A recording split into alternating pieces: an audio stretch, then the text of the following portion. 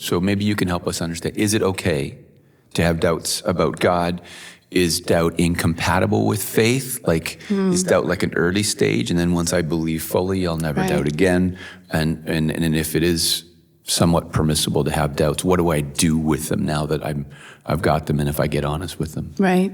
So I really like the way you talked about, when we were talking about this before, there are some doubts that paralyze us, and then there are other doubts that actually fuel a deeper search. And I think it's good to understand the difference between those. It's maybe even just a different approach to doubting. And so this kind of doubt that paralyzes, it's sometimes we have doubts and we don't actually want to have them resolved. Or they're doubts where we're pulling apart our faith. Sometimes we use this word deconstructing right now.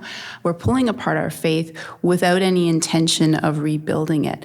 And that I don't think is going to be terribly satisfying or fulfilling. Yann Martel, he wrote Life of Pi, and he made me laugh out loud with this. He's not a Christian as far as I know, but he said to choose doubt as a philosophy of life is akin to choosing immobility as a means of transportation. It's just not a great way to live.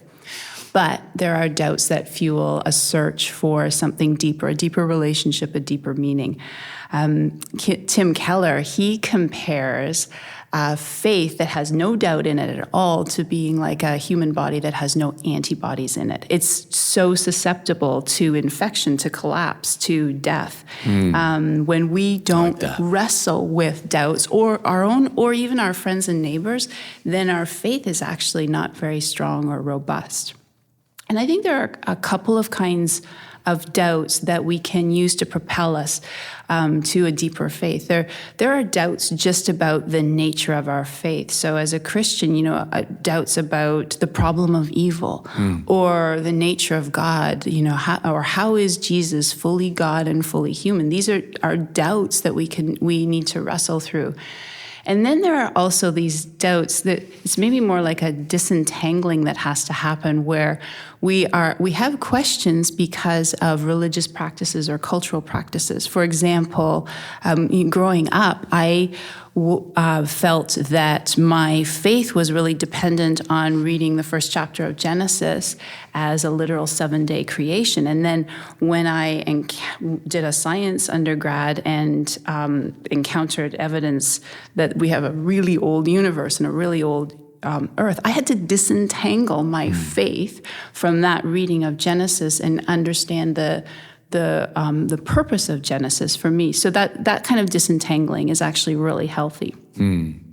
For me, I think one of the biggest doubts I've had, continue to have, but is around the problem of suffering. So my husband and I, we spent some time in a country in Africa that was in a civil war. And I had been working in and out of conflict zones before then. But the suffering that I encountered there, I just couldn't ignore it anymore. And up until then, I would say that my faith had been probably mostly based on having really good, clear answers to things. And if I could sum it all up, they probably boiled down to, if you love Jesus, he will bless you and protect you. And that sort of fueled me to do some of the things that I was involved in. And then I saw Christians by the hundreds of thousands, probably millions, suffering at the hands of an unjust government. And it was really hard to reconcile that with my faith. And so this would be an example, I would say, of a healthy deconstructing of faith. I had to really wrestle with, what do I believe and what do I do with these black and white answers that I had? It was hard. It was emotionally really hard for me, and probably over about a year. But at the end, I was, almost like I had no faith left except Jesus. Jesus was at the core. And for me, it was Jesus on the cross. And I felt that if he would step into suffering like that, the worst suffering the world has known, then I can trust him to do good from and with all of the other suffering. So it's not an answer, but it's a truth that sustains me. That would be like an antibody that I had in my faith that made it stronger. Yeah, I love that it lands with Jesus. It doesn't land with your faith or the strength of your faith. At the end of the day, this thing lands on Jesus. And I think Yancey actually, Philip Yancey's written several books for whatever reasons. I think his dad died of, I think it was polio. He was into, wondering if God really cared about him, and found himself working with Paul Brand, who was a doctor who worked with leprosy patients, and wound up writing books like Disappointment with God, Where's God When It Hurts?